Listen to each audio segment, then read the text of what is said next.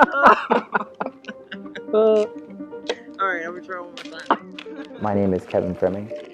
I'm an electrician's mate, first class. We primarily work on anything that has electricity going to it.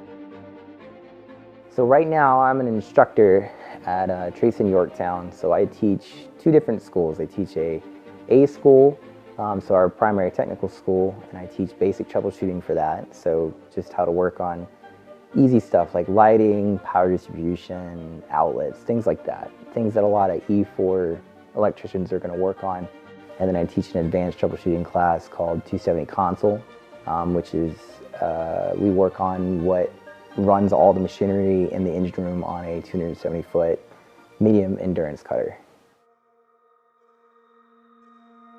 I think sometimes as a society, especially in the military, we try not to embrace sadness, and we try to push it away.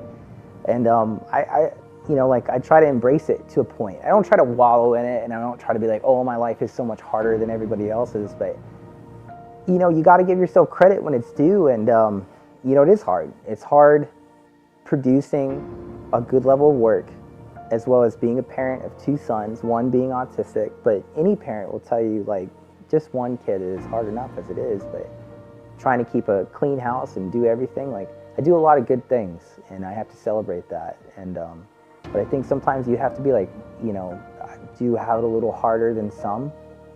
And it makes it to where I'm not as critical of myself. Because I'm like, I'm allowed to make mistakes. There's just that need in the military to always be available, which is just something you can't do just with children in general if you're by yourself with them. But to have a child that's on the spectrum, it can be really rough because it's all about routine. And any time that routine breaks, it can be devastating. You're gonna take a shower. Dad, I don't want to! You're gonna take a shower. Stop. There's no such thing as an immediate change in your life. To think that you're just gonna wake up one day and everything's gonna make sense it's just not realistic. There's nothing wrong with being depressed. There's nothing wrong with feeling sadness. There's nothing wrong with feeling out of place. It's just, what's wrong is to sit and think the only way out of that is just to end it all. What you have to do is just take it day by day and really try to find the things that you like about yourself. And you know what, if you don't like yourself, then that's a problem.